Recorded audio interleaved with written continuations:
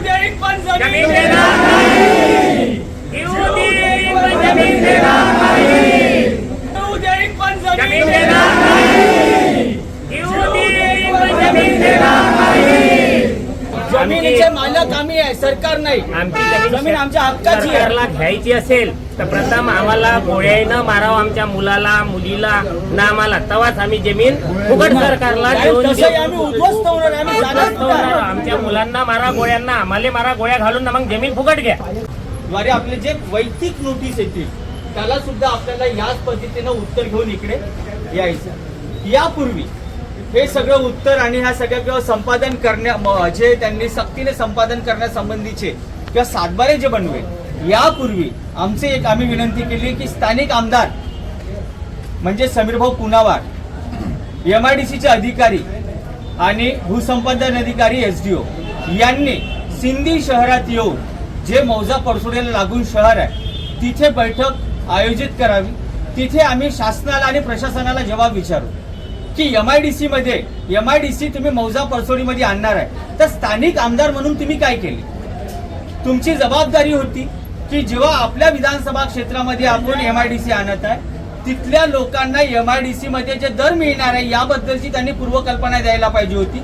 शेतकऱ्यांना विश्वासात घ्यायला पाहिजे होते की आपल्या क्षेत्रात एवढी बेरोजगारी आहे, आपल्याला MIDC आणायचं आहे, परंतु शेतकऱ्याला आपण इतके दर देऊन शेतकऱ्याला मान्य राहील का. आज 24.5 लाख रुपये केवळ दर काढले आहे, अशा लोकेशनचे काढले आहे ज्याच्या अगोदरच MIDC अतिरिक्त बुट्टीबुरी लागून आहे. पूर्वेला अतिरिक्त बुट्टीबुरी आहे, पश्चिमेला ड्रायपोर्ट आहे, उत्तरेला तुळजापूर महामार्ग आहे, दक्षिणेला 353 आहे, सेंट्रल रेल्वे लागून आहे, 2 किलोमीटरला समृद्धी जंक्शन आहे. अशा पद्धतीचं औद्योगिक टप्प्यामध्ये असलेलं मौजा परसोडी याचं केवळ 24.5 लाख रुपये एकरी अशा पद्धतीचं व्हॅल्युएशन काढलं. जेव्हा की तिथे 1 करोड 1.25 करोडची शेतकऱ्याला मागणी होऊन सुद्धा अजूनपर्यंत शेतकऱ्यांनी ती जमीन विकली नाही. ज्या जमिनीवर शेतकऱ्याचा संपूर्ण उदरनिर्वाह आहे, आयुष्यभर आडाची काळी करून समजा सगळ्या मुलाबाळांना शिक्षणाला सगळ्या गोष्टीला त्या शेतीने त्या मायमाऊलीनं पोचलं आणि आज केवळ तुटपुंज्या भावामध्ये शेती सरकारला द्यायची. कशासाठी तर जनहितार्थ आहे. आज शेकडो एकर जमीन आमच्या जमिनीला लागून अतिरिक्त बुट्टीबुरी MIDC दुधा मांगलीमध्ये खाली आहे. आज 10 ते 15 वर्षापासून तिथे कोणताही प्रोजेक्ट त्यांनी आणलेला नाही. आज हजारो एकर जमीन संपादित करून किंवा 1000 एकर मध्ये यांनी MIDCचे बांधकाम केलं. आज 4000 एकरच्या खाली जमीन पडून आहे.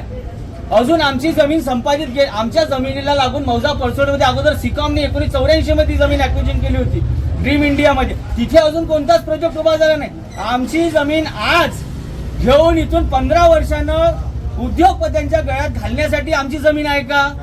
तोपर्यंत आम्ही काय करायचं. आज आमच्या जमिनीच्या 60-70 लाख 1 करोड पर्यंत जमिनीची मागणी आहे आणि 24.5 लाख रुपये आम्ही सरकारला द्यायचे कशी.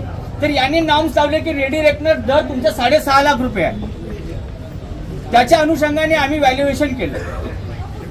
सरकारी व्हॅल्युएशन दर हे आमची जमीन ठरवण्यासाठी नाही तर आम्ही विनंती केली की आमचं औद्योगिक आणि प्रोग्रेस इंडेक्स लक्षात घेऊन आमच्या जमिनीचं संपादन केलं पाहिजे. केवळ तुम्ही रेडी रेकनर रेट आज इन्कम टॅक्स ऑफिसर जरी असला आणि त्यांनी जर एखादी 90 लाख रुपये एकर जमीन घेतली तो 90 लाख रुपयाने विक्री मारतो का. तो मारतो सरकारी भावानुसार. मग त्याच्या अनुषंगाने विक्रीच्या हिशोबाने तुम्ही आमची जमिनीचे आजचे दर ठरवाल का. औद्योगिक पट्ट्याला जमीन लागू नाही आमची. नंदा नदी आणि नाल्याचं पाणी आमच्याकडे भरपूर आहे, कॅनलचं पाणी आहे. असे असताना ओलिताची जमीन आहे, सुपीक जमीन आहे. आमचं आयुष्य त्यावर गेलं, मुलं बाळांचं शिक्षण त्या जमिनीवर झालं. आज 50, 60, 70 वर्षाच्या मायमाऊली आहे, यांनी गाव सोडून जायचं का. आज 50 किलोमीटर पर्यंत 24-25 लाख रुपये एकरची जमीन भेटत नाही. आज एवढ्या औद्योगिक टप्प्यातली जमीन सोडून आम्ही जायचं कुठं. हे उत्तर कोणतेही न देता तुमची मागणी काय आहे तेवढं सांगा फक्त. आमची मागणी आहे 1.25 ते 1.5 करोडच्या खाली आमची जमीन आम्हाला द्यायची नाही. कुठून आले तुम्ही. आम्ही सिंधी रेल्वे मौजा परसोडी अतिरिक्त 12 हेक्टर जमीन आहे आमची आणि पूर्ण प्लांट आहे आमची जमीन. ती जमीन त्यांनी 24 लाख डेव्हलप रुपये झालेली करतो. आमची पूर्ण डेव्हलप झालेली जमीन आहे. पूर्ण शेती आहे, कोटे आहे, दुधाचे व्यवसाय आहे आमच्या जमिनीमध्ये. विहिरी आहे. तुम्ही 1 मिनिटात विषय संपवा. बोला. बोर आहे. आमची जमीन मौजा परसोडी येथे आहे, ज्याचं लोकेशन असं आहे की त्याच्या पूर्वेला ऑलरेडी अतिरिक्त बुट्टीपुरी MIDC मांगली दुधा लागून आहे. त्याच्या उत्तरेला तुळजापूर महामार्ग आहे आणि पश्चिमेला ड्रायपोर्ट लॉजिस्टिक पार्क जो गडकरी साहेबांचा ड्रीम प्रोजेक्ट आहे आणि समृद्धी जंक्शन किंवा 2 किलोमीटरला आहे.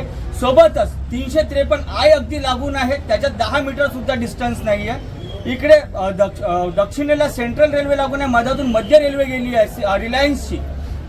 असं लोकेशन असून जे करोडो रुपयाला मागून सुद्धा शेतकऱ्यांना आजपर्यंत विकले नाही, ते जमीन सरकार आमच्या सक्तीने 24.5 लाख रुपये प्रति एकरने संपादित करीत आहे. हे शेतकऱ्यावर अन्याय आहे. म्हणजे ब्रिटिश सरकार लाजवेल असं या सरकारने व्हॅल्युएशन काढलेलं आहे, जे शेतकऱ्याला पूर्णपणे अमान्य आहे. आणि एकत्रितरित्या शेकडो शेतकरी 312 हेक्टर जमिनीचे मालक आज इथे येऊन त्यांनी आपला आक्षेप दाखल केला आहे. या व्यतिरिक्त सरकारने समजा सक्तीने संपादित करीत असेल तर हा शेतकरी सहकुटुंबासोबत रस्त्यावर उतरेल आणि जर प्रशासन आमच्यावर लाठीचार्ज करेल तर शेतकरी चूप बसणार नाही. शेतकरी आपल्या पद्धतीने त्याचा मुकाबला करेल, प्रतिकार करेल आणि या परिणामाला संपूर्ण जबाबदार शासन आणि प्रशासन राहील.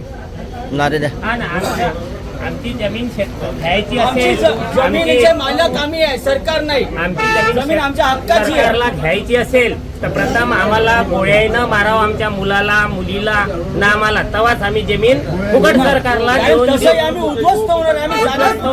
आमच्या मुलांना मारा गोळ्यांना, आम्हाला मारा गोळ्या घालून ना मग जमीन फुकट घ्या. येऊ दिन पण जमीन देणार नाही.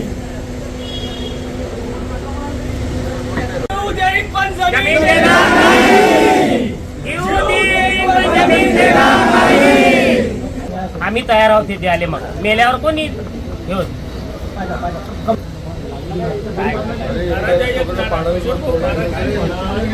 जमीन आमच्या बापाची. जमीन आमच्या बापाची.